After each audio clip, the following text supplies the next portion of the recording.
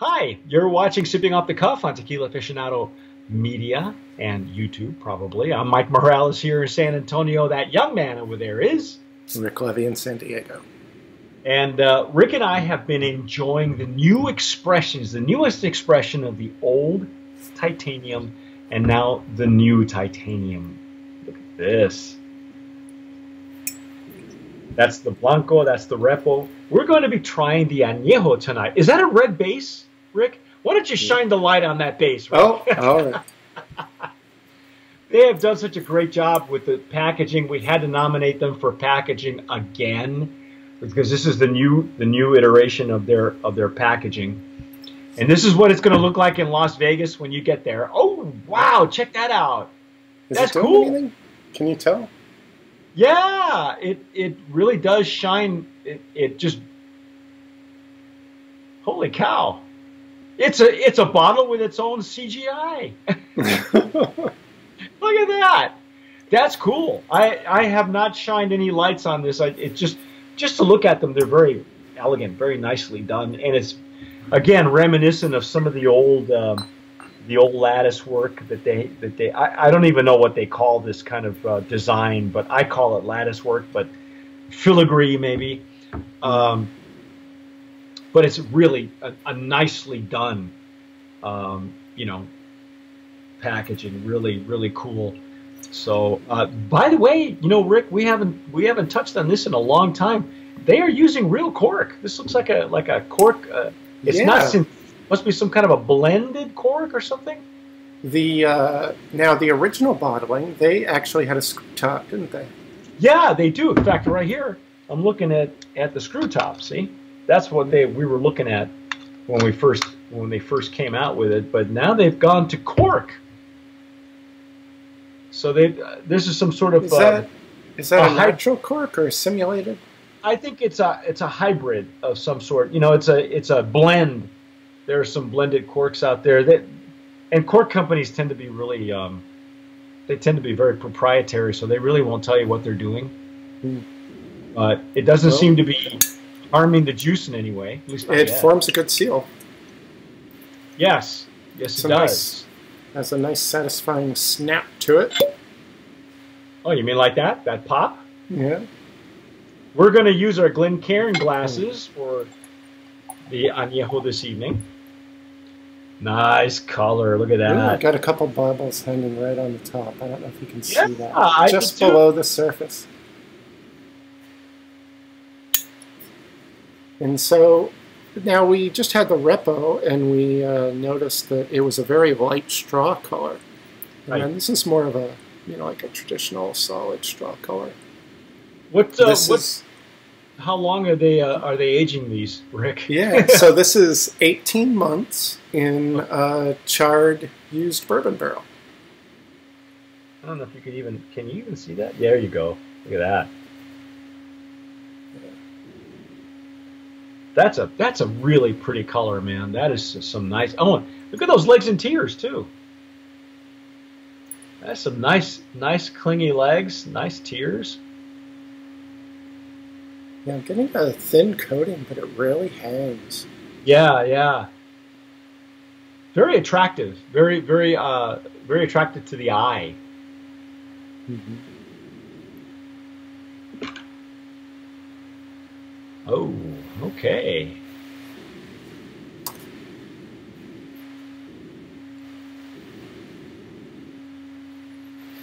I'm almost feeling like I'm getting a little bit of smoke from the char.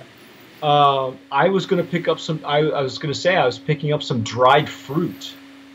The nose that I get here reminds me of some of the more expensive extra añejos. Sometimes the longer, depending on the extra añejo that you and I have or have had in the past, you'll get a much heartier dried fruit kind of nose. And I'm getting more of a lighter dried fruit, like maybe dried cherries or something. I don't know. Certainly, I can see that. And there's a spiciness too, isn't there? Yeah. I think that's what I'm kind of focusing in on.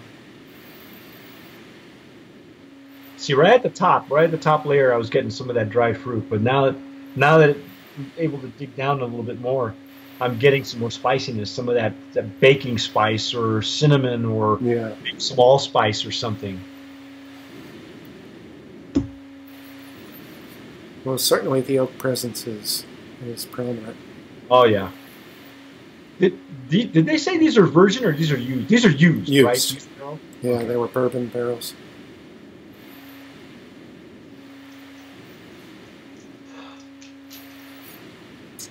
So again, this is made at NOM 1479, Hacienda La Capilla in Tepatitlán de Morelos.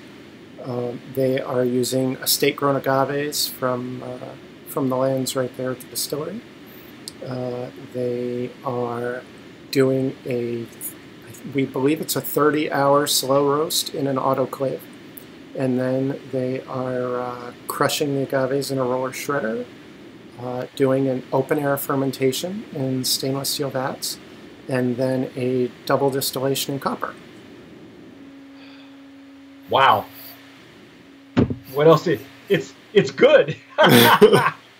You know, it's almost like your basic formula for a no mistake, no, you know, it'll be a hit. It's like it's like a good Hall & Oates song. Yeah. There's always that hook, and you know it'll be a hit. Yeah. That's how you construct a solid profile. Yeah. You know, there's nothing here that has to be covered up or rectified. You know, it's or masked. You know, it's Yeah. funny because the wood isn't masking anything. It really is adding an extra layer of the complexity. And you know, I'm still getting some of those green notes from the Blanco. Yeah, that's exactly what I was going to say. It's not hiding that even in the Reposado, you could really the Blanco was very prominent there. Yeah, you could pull out the different layers of aromas. All right, I'm going in. Yeah.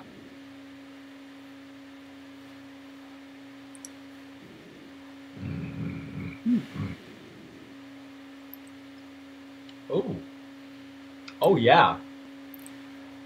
Oh, nice, smooth, oaky profile on entry. Just a touch of sweetness. Mm-hmm.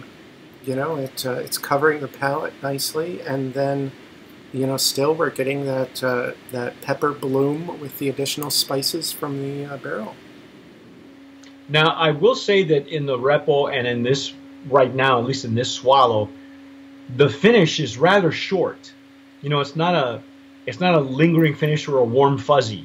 You know, all the action happens in your palate, which is not a bad thing, really. Well, it's, you know, it's staying with me. Is it really? You know, I'm still tasting it and feeling it. Yeah, I for some reason it wasn't foremost on my mind. You know, especially having the Blanco, that it had a lingering finish, because it didn't for me. You know, every once in a while we'll get a Blanco that really just hangs in there with you and gives you that nice warm fuzzy. I might be getting a short to medium finish, but nothing, nothing repulsive. You know, nothing to brace yourself about. This is really a nice sipper, man. Very cool. It's smooth and oaky, and you know, you can still pull out the agave. I can see where this is going to go real well in Texas. Mm. Yeah, actually, on their website, in their marketing copy for the Anejo, they say it finishes soothingly smooth. And yeah, you know, I think that's fair. On the retro nasal, you get a lot more of the wood notes, the barrel notes. You know, it's oak heads are not going to be disappointed. It's hardy, you know. It's a good structure on the palate. Because see, I'm getting the spiciness. I'm getting the barrel notes. I'm getting the pepper is still there, which is really kind of nice to have. Because as we said in the Blanco, it doesn't just explode; it blooms, and it really does. It just kind of, it's a gradual, you know, explosion of pepper. So. I like that. I like the progression that they did with this. This is really, it's It's very pleasant. You know, it's not overly exciting where you just go bananas. You know, oh my God, you know, but it's got that nice subtle bloom. You know, like you're watching your favorite lilac bush bloom or something. Yeah, you know, it's something you can sip and savor. Wow, very nice. Now if you've read on titanium, we've written an article on titanium. You can see it on Tequila Aficionado. It's called Luxury Attained. We talked with Casey Hartle throughout the article, who is the CEO or president, I think, and Robert Tiarina is the owner. He also owns a jet company, a jet wholesaler, I guess, and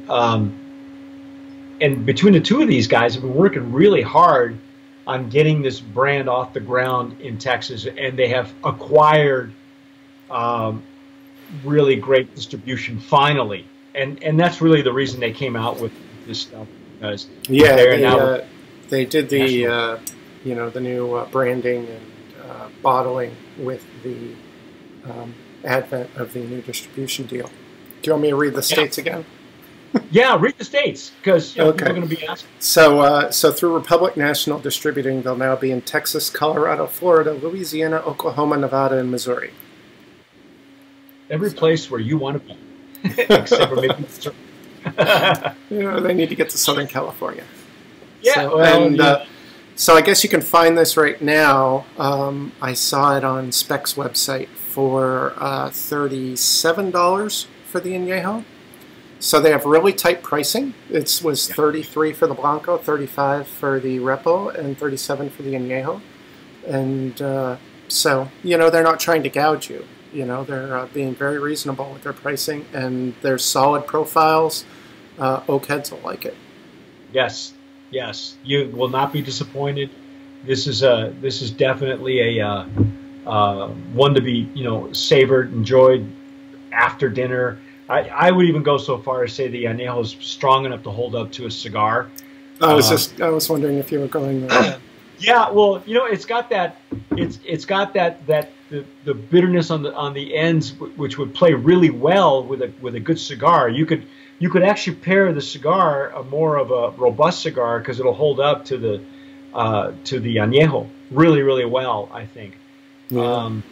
You know, if I'm wrong, tell me in the comments below, okay, guys? But I think oak heads are going to be really impressed. Use your Glencairn if you have one, because you'll get a lot out of it that way. And if you warm up, now it's even sweeter on the nose. Wow. There's a lot going on in this glass. It really evolves as it opens up. It just keeps telling you what it is. Mm. Yeah, it is sweeter on the nose now. I'm getting more of the sweet spiciness. I think I'm picking up more of that dried fruit you were talking about too. Ah, see, like a dried cherry. Very yeah. There's some sweet. There's a sweet like nuttiness, oakiness, or something like. I want to say caramel. I think I got a little bit of a caramel, or possibly honey. I don't want to call it honey. I want to say more of a caramely. Right here. Wow. I smell my caramels on this side, I guess. You'll watch me do this a lot, and I've told Rick it's my left brain, right brain thing. You know, because that's what it is. You know, it's not always about sticking your nose. You know, because we've had so many different tequilas, and not all of them are going to sing to you. Some of them you really got to coax, and no matter how many times you swirl, you got nothing. You know, and now that we're experimenting with glassware, it's become a little bit easier. So now I'm really more attuned to what I'm getting, because the glassware is helping me. You know, I don't have to go in there and dig it out, you know, with my schnoz. I love it. This is really very pleasant. I can't say so far, Rick. I gotta say, and I'm sure you'll agree with me, there's not a weak link in this chain. Mm-hmm. It's a solid progression of what you expect from a solid tequila with great pricing, beautiful packaging, and it's just this natural progression, you know. Absolutely. Yeah. First base, and second base. They're not just using the repo as like a way to round out the Blanco. You know, there's you know, barrel notes in the repo. It's a statement and a profile in and of itself. It's not just a softening or an easy entry point. It's we've seen that, you know, consistently with all these great tequilas we've had on Sipping Off the Cuff. That repo now is making statements. It's not just a throwaway expression like it had been maybe 5-6 years ago. Now it holds up on its own. Yeah. You know, previously the repo was the easy way in to sipping tequila. Right. But now it's not like that anymore. Now it's been making a statement, especially here in 2017. I can go on and on, you know, with Aldarete and the couple of that you and I have done with reposados, and even Alex, you know, when we've done some. So this is like 2017 is the year of the reposado and the infused tequila. We had a couple of really good ones last week, I can tell you. Holy cats. I love it. I think nominate this as Brand of Promise in the Anejo category. They have just gangbusters, man. Another worthy profile. Yep. I'm holding it upside down. There we go. Titanium! And it's backwards. It's weird when you look at stuff like this because you don't know, you know. But go find it. It's very, very worthy brand, a Brand of Promise nominee. It's great hand feel too, by the way. The faceted, 8-faceted bottle, the beveled bottle that they're using. I say one day, you mark my words, one day, and it's probably in the works. This will be very popular in Asia. I think it would do really, really well in the Chinese market just because it's just like ready to go.